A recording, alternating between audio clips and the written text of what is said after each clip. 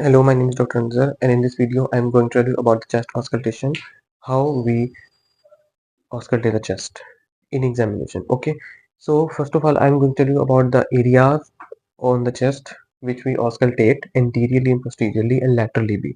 ठीक है, तो anteriorly बच्चे हमारे पास 4 zones होते हैं chest auscultation के लिए, posteriorly 3 zones होते हैं, laterally भी हम auscultate करते हैं, बिल्कुल lateral wall of the chest पे. ठीक है, यहाँ पे बिल्कुल साइड पे. एंटीरियरली एंड पोस्टीरियरली फिर एंटीरियरली अब 4 होते हैं। एक एपेक्स होता है जो कि हमारे बिल्कुल क्लेविकल के अंदर होता है। क्लेविकल के अंदर आपको पता है सुप्राक्लेविकल फोसा हमारे ऊपर होता है, क्लेविकल से ऊपर। वो एपेक्स ऑफ द लंग्स वहाँ पे पड़े होते हैं, ठीक है? अगर हम चेस्ट एक्स-रे के अंदर देखें तो एपेक्स हो गई, फिर बिल्कुल क्लेविकल नीचे अपर ज़ोन है, फिर मिडल ज़ोन है, फिर एंड पे लोअर ज़ोन होता है और फिर लैटरली हमारे जो भी कुछ ज़ोन्स हैं, कुछ लैटरली भी जा रहे होते हैं। इसी तरह अगर बैक ऑफ द चेस्ट देखें, तो back of the chest auscultate करने का बहुत इंपॉर्टेंट तरीका ये है कि आपकी जो बिल्कुल वर्टिब्रल कॉलम दरमियान में होती है ना, उसके बिल्कुल साइडों पे आपने ऑस्कल्टेट करना है, क्योंकि साइडों अगर ज़्यादा लैटरली आप निकल जाएँगे तो वो स्कैपुला आ जाती है, वहाँ से हमारी ब्रेथ साउंड्स इतनी अच्छी हमें सुनाई नहीं देती। जब भी आपने back of the chest auscultate करनी है तो बिल्कुल वर्टिब्रल कॉलम के साथ-साथ आपने करते जाना है नीचे-नीचे, अपर, मिडल एंड लोअर ज़ोन्स, ठीक है? ये पोस्टीरियरली ऑस्कल्टेशन ऑफ चेस्ट हो जाती है। अब इसका तरीका क्या है पहले वो बता देता हूँ, बाद में ये एब्नॉर्मल फाइंडिंग्स कुछ हमें चेस्ट में मिलती हैं और जब हम ऑस्कल्टेट करते हैं। सबसे पहले introduce yourself, take the patient consent, procedure explain करो, अपना apparatus प्रिपेयर करो एंड पोजीशन द पेशेंट करो। ये 4 स्टेप्स बहुत इंपॉर्टेंट है, आगे जाके ऑस्कल्टेशन पे बात आती है। अस्सलाम वालेकुम, मेरा नाम डॉक्टर अंज़र उस्मान है, मैंने आपके छाती का मुआयना करना है। इस दौरान आपको कोई तकलीफ नहीं होगी। दौरान मुआयना अगर आपको कोई मसला, कोई तकलीफ होती है तो आप मुआयना रोक सकते हैं। क्या मुझे इजाज़त है? मेहरबानी करके क्या आप अपनी कमीज़ उतार सकते हैं? ठीक है, यहाँ पे क्योंकि हमने पोज़ीशन द पेशेंट और एक्सपोज़ कराना है, चेस्ट ऑस्कल्टेट कर रहे हैं, कपड़े के ऊपर कभी ऑस्कल्टेट नहीं करना। आपने वहाँ लाज़मी कहना है I want to remove the clothes of the patient, ठीक है? फिर ही आप ऑस्कल्टेट कर सकते हैं। वैसे कपड़े के ऊपर भी करते हैं, ऑब्वियसली बात है ओपीडी में आप देखें तो वहीं बिल्कुल ऊपर ही बगैर शर्ट उतारे हम ऑस्कल्टेट कर लेते हैं। एग्ज़ाम्स में एक प्रोटोकॉल है जो कि वो फ़ॉलो करना है आपने। फिर आपने पोजीशन द पेशेंट करना है। अगर तो पेशेंट सिक है और लेटा हुआ है, बैठ नहीं सकते, तो आप लेटे-लेटे चेस्ट ऑस्कल्टेट करें, वरना प्रेफरेबली बैठ के चेस्ट ऑस्कल्टेट करनी चाहिए। ओके हो गया? पेशेंट को आपने बिठा लेना है, बिल्कुल स्ट्रेट बिठा लेना है। उसके बाद आपने अपनी स्टेथोस्कोप देखनी है और स्टेथोस्कोप आपको पता है कि ऑन एंड ऑफ होती है। घुमाने से उसका जो बेल होता है उसको घुमाने से ऑन ऑन ऑफ होती है। वो आपने चेक करनी है कि ऑन है या ऑफ है। उसके बाद एयर पीस चेक करना है कि क्या वो ठीक है। डायफ्राम वार्म कर लेना है लाज़मी, अपने हैंड के ऊपर रब करके। ठंडा-ठंडा सर्दियों में वो मेटल का होता है, ठंडा-ठंडा पेशेंट को लगेगा तो वो अनकंफर्टेबल पेशेंट हो जाएगा, ठीक है? उसको अपने वार्म हल्का सा रब करके कर लेना है। फिर आपने स्पेसिफिक एरिया के ऊपर अपनी स्टेथोस्कोप लगानी है। सपोज़ एपेक्स पे लगा रहे हैं, अपर ज़ोन पे लगा रहे हैं, जहाँ भी लगा रहे हैं आपने वहाँ लगानी है। और पेशेंट को कहना है कि गहरे-गहरे साँस लें, क्योंकि पेशेंट कुछ नहीं ले रहे होते तो साउंड्स आपको सुनाई नहीं देती। तो वो उसको कहना है डीप ब्रेथ्स लो। जिस तरह आप भाग के आते हो और जब हमें साँस चढ़ा होता है उस तरह की साँस लो। ये एक एग्ज़ाम्पल है पेशेंट को कहने के लिए, ठीक है? फिर आपने ब्रेथ साउंड्स बहुत गौर से सुननी है, उसकी आपने टाइप देखनी है, उसकी इंटेंसिटी देखनी है, उसका रेट देखना है, उसका आपने करैक्टर देखना है, उसकी क्वालिटी, हर चीज़ आपने नोट करनी है। सबसे इम्पोर्टेंट जो है ना वो टाइप ऑफ द ब्रीथिंग है कि वो वेसिकुलर है, ब्रोंकियल है। नॉर्मल जो होती है हमारी वेसिकुलर ब्रीथिंग होती है नॉर्मल पर्सन में जिसको कोई मसला नहीं है। उसमें क्या होता है कि इंस्पिरेशन लंबी होती है ड्यूरेशन की, गैप नहीं होता, थोड़ी-सी एक्सपायरेशन होती है। फिर पेशेंट इंस्पायर में करे, यानी कि जब वो इंस्पायर कर रहा होता है तो आवाज़ ज़्यादा आती है, थोड़ी देर बाद फॉर थोड़ी देर के लिए एक्सपायरेशन की आवाज़ आती है और गैप नहीं होता।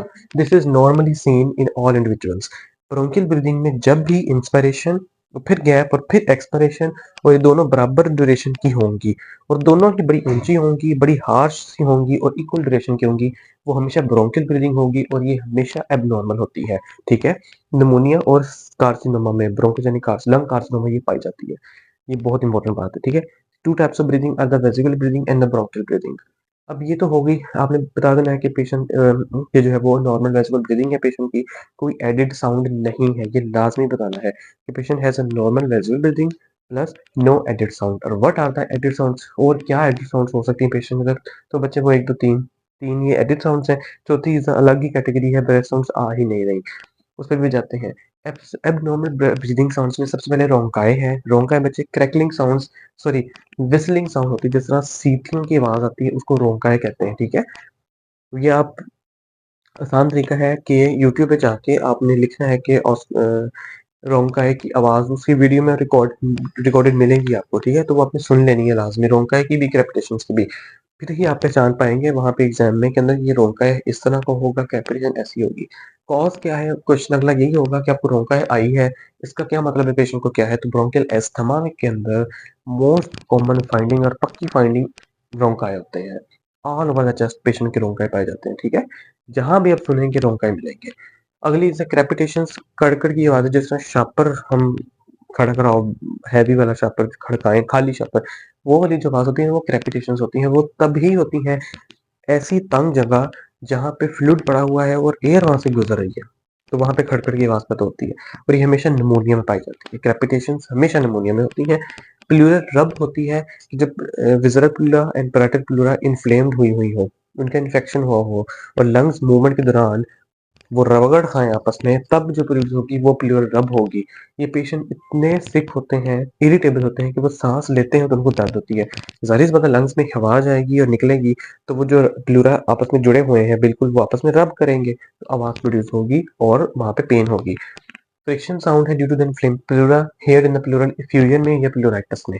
Plural effusion is the fluid in the pleural cavity, ठीक है। और pleuritis is the inflammation of दोनों प्लूरा का। तो ये बात बड़ी इंपॉर्टेंट है, तीन चीजें रॉन्ग है, कैविटेशन एंड प्लूरल रब, ठीक। चौथी is the absent breath sounds. आप ऑस्कुलेट कर रहे हैं, आपको ब्रेथ साउंड्स मिल ही नहीं रही, दो वजह ही हो सकती है, तो डेथ हो चुकी है पेशेंट की, या रेस्पिरेटरी फेलियर में गया हुआ है पेशेंट, या ट्रेकियल ऑब्स्ट्रक्शन हुई है। Trachea is the largest airway ना, सारा रास्ता जहाँ से स्टार्ट होता है वहां पे ऑब्स्ट्रक्शन है, वहां से ही हवा नहीं आ रही, तो कहीं भी लंग्स में नहीं पहुंच रही, तो आपको कुछ नहीं मिल रहा ऑक्सीडेशन के ऊपर, ठीक है। तो absent breath sounds is the tracheal obstruction, breath death है या रेस्पिरेटरी फेलियर है। तो ये हमारा जस्ट मैंने उसके बाद हमने स्टेथोस्कोप प्लेस की है, सुनी है आवाजें, थैंक्स टू द पेशेंट कर दो, ठीक है। और अपनी वो एक स्टेटमेंट लाजमी पास करनी होती है, मैंने पहले बार बार वीडियो में बताता हूँ कि सारा एग्जामिनेशन करने के बाद एक स्टेटमेंट आपने बतानी है एग्जामिनर को, as according to my examination patient has a normal vesicular breathing plus no added sound, ठीक है। बस इतनी सी बात करनी है। अब हम इसको परफॉर्म करेंगे एग्जामिनेशन को कि चेस्ट को ऑस्कलटेट कैसे करने का पता चलेगा। ओके, इसका स्टार्ट भी वैसे देना है, पहले कंसर्न लेके पेशेंट की उसको प्रोसीजर समझाना है, देन आपने परफॉर्म करना है, ठीक है। अस्सलाम वालेकुम, मेरा नाम डॉक्टर उस्मान है, मैंने आपकी छाती का मुआयना करना है। दौरान मुआयना कोई मसला तकलीफ नहीं होगी, अगर कोई तकलीफ होती है तो आप मुझे रोक सकते हैं, ठीक है। ओके, सो अब आपने क्या करना है कि जैसे मैंने पहले बताया था कि this is the supra apex of the lungs, जो है ये जो फोसा होता है सुप्रा क्लेविकुलर फोसा, यहाँ पे हमने सुनने होते हैं, ठीक है। उसके बाद जो एंटीरियर ऑफ द चेस्ट के तीन लोब्स होते हैं, upper middle and lower lobes, फिर लैटरली भी होते हैं एंड देन पोस्टीरियर होते हैं। मैं एग्जैक्ट वही जगह आपको बताऊंगा परफॉर्म करते वक्त कि कौन कौन सी जगह अपने कौन कौन से प्रोसीजर। अब चेस्ट ऑस्कल्टेशन में वैसे तो प्रोटोकॉल यही है कि पेशेंट की चेस्ट शुड बी एक्सपोज होनी चाहिए, क्योंकि इसमें कभी कभार खासकर बच्चों के अंदर ये जो कपड़ा ही बीच में आ जाता है, इससे भी आपकी कुछ फाइंडिंग्स मिस हो सकती हैं, ठीक है, जो बहुत ही माइनर फाइंडिंग्स होंगी। तो प्रॉपर आपका यही है कि एक्सपोजर होना चाहिए। तो आपने एग्जामिनर से लाजमी पूछना है, can I expose my patient please, तो वो आपको ऑब्वियसली बात है वहाँ पे डिनाई ही करेगा। इसलिए मैंने भी यहाँ पे पेशेंट को एक्सपोज नहीं किया, मैं वैसे ही आपको ऑस्कल्टेट करके दिखा रहा हूँ, लेकिन आपने ये बात ना हमें पूछनी ही पूछनी है, ठीक है। तो अभी हम चेस्ट ऑस्कल्टेशन स्टार्ट करते हैं। आपने उसके स्टार्ट में प्रोटोकॉल वही है कि अपनी स्टेथोस्कोप चेक कर लेनी है, ऑन है कि ऑफ है। इसमें आपकी जो पाइप होता है जो डायफ्राम बेल के साथ लगा होता है, ये रोटेट होता है कुछ स्टेथोस्कोप्स के अंदर और इससे ऑन ऑफ होता है, ठीक है। एयर पीस चेक कर लेने हैं, ठीक है। और आपने एयर पीस अपने दोनों एयर्स में लगाने हैं और इस तरह टैप करके चेक कर लेना है डायफ्राम को कि ये ऑन है या ऑफ है, ठीक है। उसके बाद हल्का सा अपने डायफ्राम को जो है अपने वार्म कर लेना है, ताकि ये जो मेटल की बनी होती है ये ठंडी ठंडी पेशेंट को फील ना और वो अनकंफर्टेबल हो सकता है, ठीक है। तो अभी मैं वही एरियाज की तरतीब करूंगा, उसी तरह आपने देखना है किस तरह उसका टेस्ट करनी है, ठीक है।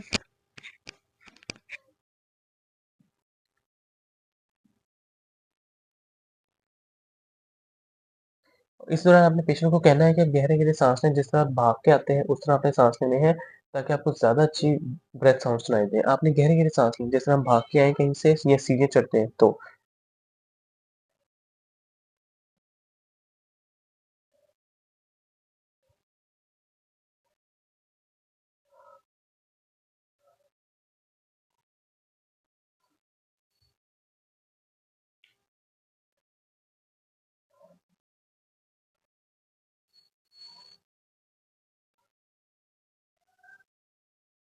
ठीक है। अब ये मैंने इंटीरियर ऑफ द चेस्ट आपको चार जोन जो है सुप्राक्लाविकुलर फोसा पे apex of the lungs, middle, upper middle lower lobes देख लें, ये इंटीरियर ऑफ द चेस्ट में है। अगर लैटरली देखा जाए तो लैटरली जो लंग्स हैं वो हमें थोड़े से ज़्यादा ही बाहर की तरफ और नीचे की तरफ सुनाई देंगे, जिसमें लैटरल लोब्स जो है लोअर लोब्स पड़ी होती हैं, ठीक है? तो लैटरल ऑस्कल्टेशन के लिए आपने थोड़ा-सा लैटरल चले जाना है और बिल्कुल नीचे चले जाना है। इसी तरह आपने दूसरी साइड में भी और ऑलवेज़ कंपेयर लाज़मी करना है, जब भी आपने परफ़ॉर्म करना है, आपको कभी भी नहीं कहेगा राइट साइड और चेस्ट ऑस्कल्टेट करो या लेफ्ट साइड, आपने लाज़मी दोनों साइडों को कंपेयर करना ही है और फिर आपने देखना है। अब इस दौरान मैंने जब ऑस्कल्टेट कर रहा था, मैं टाइप ऑफ ब्रीथिंग भी देख रहा था कि ब्रोंकियल वेसिकुलर है, इसमें इंस्पिरेशन, एक्सपिरेशन इक्वल है, बराबर है, गैप है या नहीं है और कोई एडिट साउंड तो नहीं आ रही कहीं भी। अगर सपोज़ अपर लोब पे एडिट साउंड आती है यानी कि रोंका आता है, क्रेपिटेशंस आती हैं या एब्सेंट ब्रेथ साउंड्स हैं, नीचे-नीचे ब्रेथ साउंड एब्सेंट हो चुकी हैं, तो आपने फिर कॉजेज़ रूल आउट करनी होती है by asking the patient from the symptoms, ठीक है? अब हम back of the chest auscultate करते हैं, उसमें 3 लोब्स हैं, वो भी आपको दिखाता हूँ कहाँ-कहाँ आपने स्टेप रखनी है ऑस्कल्टेशन के दौरान, ठीक है? सो ये बैक ऑफ द चेस्ट है पेशेंट की, ठीक है? इसमें आपने जो ऑस्कल्टेट करना है, एक तो यहाँ बैक ऑफ चेस्ट से भी आप सुप्राकैल्विकल फोसा, एपेक्स जो है वो ऑस्कल्टेट कर सकते हैं, इस तरह सुप्राकैल्विकल फोसा में रख के और इस वाले फोसम में रख के, ठीक है? और दूसरी बात जो बैक और चेस्ट में आपको बताई थी, वो बड़ी इंपॉर्टेंट बात थी कि स्पाइन जो है सपोज़ यहाँ पे पेशेंट की स्पाइन है, ठीक है? यहाँ पे स्कैपुला है, यहाँ पे भी स्कैपुला है। यहाँ पे अगर आप रखेंगे, अगर यहाँ पे मैं रख दूँ, तो यहाँ पे आपको कोई आवाज़ नहीं सुनाई देगी क्योंकि ये बोन है यहाँ पे पड़ी हुई और उसके नीचे लंग्स पड़े हैं।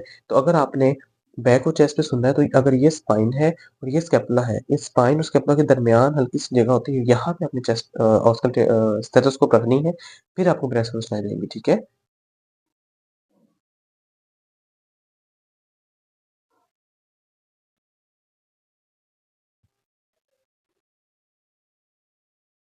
ये बैक और चेस्ट के 3 लोब्स होके बहुत अच्छी साउंड सुनाई दे रही हैं। बिल्कुल इस जगह पे रखना है कि वर्टिब्रल कॉलम, स्पाइन और स्कैपुला के दरमियान वाली जगह थोड़ी-सी होती है, यहाँ-यहाँ पे 3 जगह रख के पीछे से भी आप लैटरल लोब यानी कि लैटरली उसका कर सकते हैं।